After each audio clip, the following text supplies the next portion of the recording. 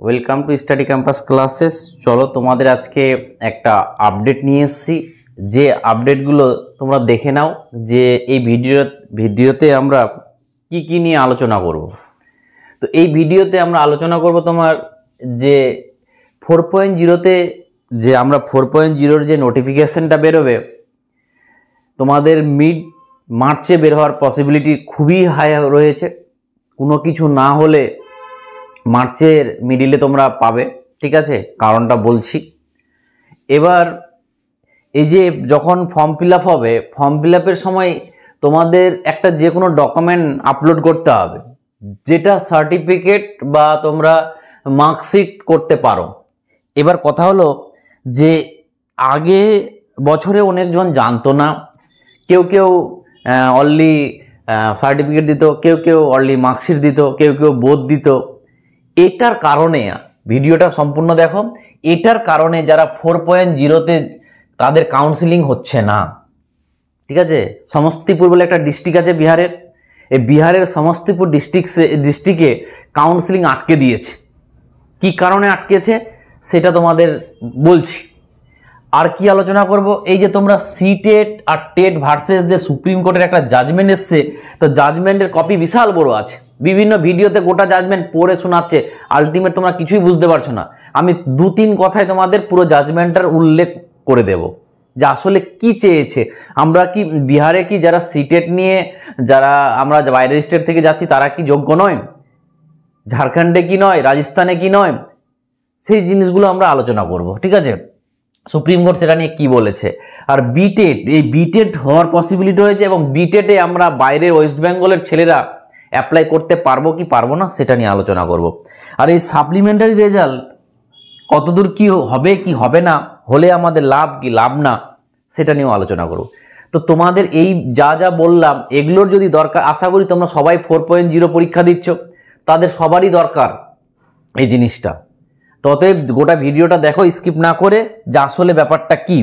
আসলে ব্যাপারটা হয়েছে কি, এই কদিন আগে থেকে তোমার সমস্তিপুর ডিস্ট্রিক্টে কিছু কাউন্সিলিং আটকে দেওয়া হচ্ছে, এবং সবারই না, কারো কাউন্সিলিং আটকে দেওয়া আছে।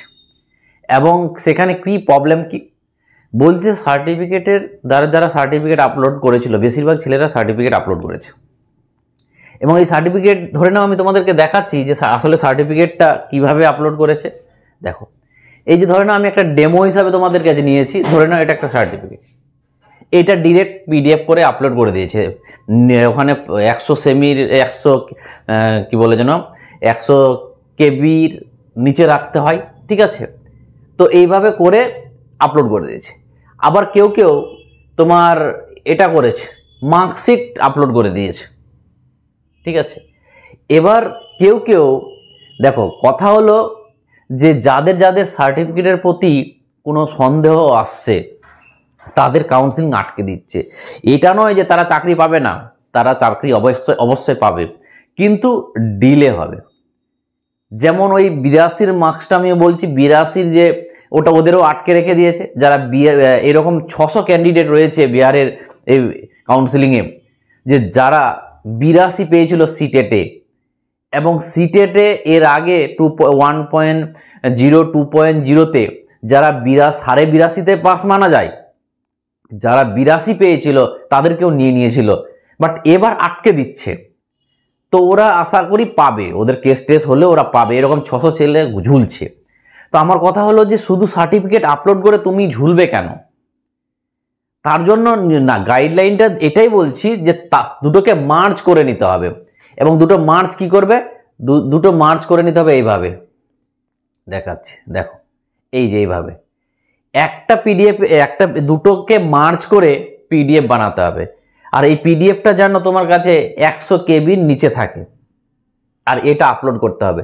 তাহলে তোমার কাছে যদি সার্টিফিকেটটা যদি ওদের কাছে সন্দেহমূলক থাকে, মার্কশিটটা দেখে নেবে, তাহলে আর সন্দেহমূলকের ব্যাপারটা থাকছে না। তো তোমাদের যখন ফর্ম ফিল আপ হবে 4.0, তো তোমরা এটা মাথায় অবশ্যই রাখবে। তখন তো গাইডলাইন করবই, তার সাথে সাথে তোমাদেরকে এই জিনিসটা আজকে বলে দিচ্ছি। কেন? কারণটা হচ্ছে আজকে কিছু ছেলে সাফার করছে। এবার ওরা চাকরি পাবে না এরকম ব্যাপার নয়, চাকরি পাবে, কিন্তু ডিলে লাস্ট ওদের আগে এদের কমপ্লিট করাবে, তারপর ওদেরকে নিয়ে যাচাই করবে যে ওরা সত্যি ঠিকঠাক আছে কি নেই। তো এইরকম সমস্যাতে না পড়ার জন্য তোমরা কিন্তু এটাকে ঠিক করে নেবে, ঠিক আছে। চলো এবার কথা হলো যেটা আমরা আরো আপডেট নিয়ে আসছি। দেখো এটা গেল, এবার দেখো আর কি আসছে এর মধ্যে। এবার আসছে সিটেট ভার্সেস টেট। অ্যাকচুয়ালি ঝাড়খণ্ডের হাইকোর্ট রায় দিয়েছিল, যে একটা রায় দিয়েছিল, ওই রায়টাকে চ্যালেঞ্জ করে সুপ্রিম কোর্টে যায় যে সিটেটরা কি ঝাড়খণ্ড রাজ্যে আসতে পারবে, মানে পরীক্ষা দিতে পারবে।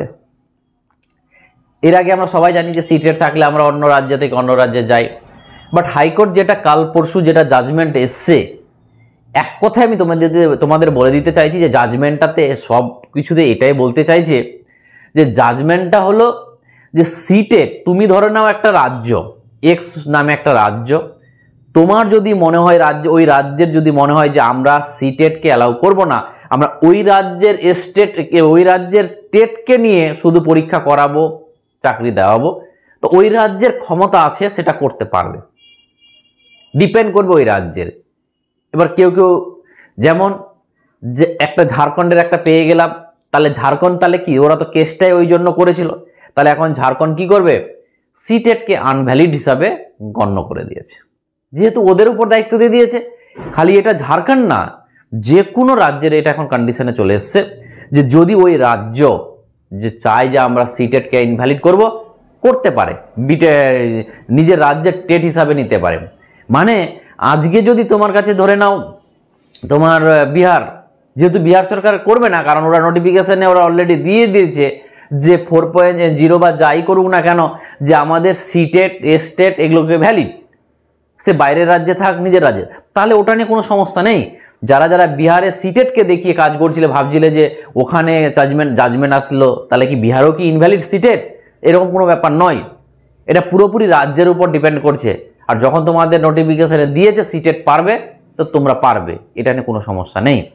তো এক কথা এটাই বুঝে নাও যে সিটেটের মামলাটা হচ্ছে এটাই, যে সিটেটকে ওই রাজ্য, যেমন তোমরা আজকের দিনে ধরে নাও হিমাচল প্রদেশ, তারপরে তোমার পাঞ্জাব, তারপরে হরিয়ানা, মধ্যপ্রদেশ, এই রাজ্যগুলোর উপর ডিপেন্ড করে যে ওরা কি করবে, ওরা পার্শ্ববর্তী ছেলেদেরকে সিটেটকে দিয়ে ঢুকাবে কি ঢুকাবে না, ঠিক আছে।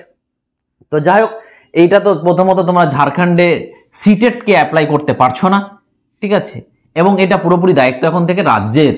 রাজ্য চাইলে সিটেটকে গ্রহণযোগ্য করতে পারে, আর না হলে করতে পারে না, এটা নিয়ে কোনো ব্যাপার না। সুপ্রিম কোর্টের ফাইনাল কথা হলো এটা, বাস। এবার কথা হলো বিটেট। এই যে সিটেট যদি না ভ্যালিড হয়, তাহলে বিহারে বিটেট, লাস্ট বিহারে বিটেট হয়েছিল 2017 সালে। তাহলে আজকের দিনে তো তোমরা শুনতে পাচ্ছ কম্পিউটার থেকে শুরু করে অনেক টিচার নেওয়া হবে। তো যাদের বিটেট নেই, তো তারা তো আজকের দিনে বঞ্চিত হয়ে যাচ্ছে, কারণ বিটেট হয়েছিল লাস্ট 2017 সালে। যারা তার মধ্যে পাস করেছে ওদের দোষটা কোথায়? এই নিয়ে একটা বিটেট হওয়ার পসিবিলিটি রয়েছে, এবং এই বিটেটে আমরা ওয়েস্ট বেঙ্গলের ছেলেরাও দিতে পাবো। এটা এরকম ব্যাপার নয় যে বিটেটে শুধু বিহার ছেলেরাই দিতে পাবে, এটা বিহারে আমরা দিতে পাবো। তোমরা ডোমিসাইল নিলে বলছিলে, পুরোপুরি এডুকেশনাল ডিপার্টমেন্ট বলে দিয়েছে যে ডোমিসাইলের ফেক ভাইরাল করা হচ্ছে, নিউজ ভাইরাল করা হচ্ছে, এরকম আসলে কিছুই নেই।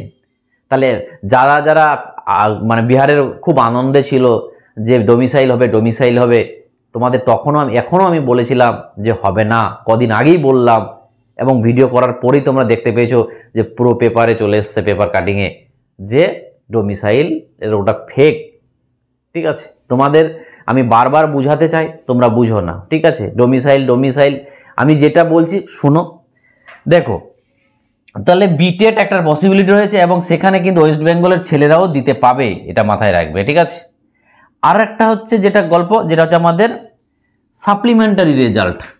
এই সাপ্লিমেন্টারি রেজাল্টে দেখো একটা জিনিস ভাবো, যে এই 3.0-তে অনেক ছেলে না একদম ইকুয়াল নাম্বার পেয়েছে, একটা সিট ধরে নাও ইকুয়াল নাম্বার পেয়েছে, তাহলে সেখানে তো একজন দেখো সব নাম্বার সমান পেয়েছে, তাহলে ও কি দোষ করেছিল?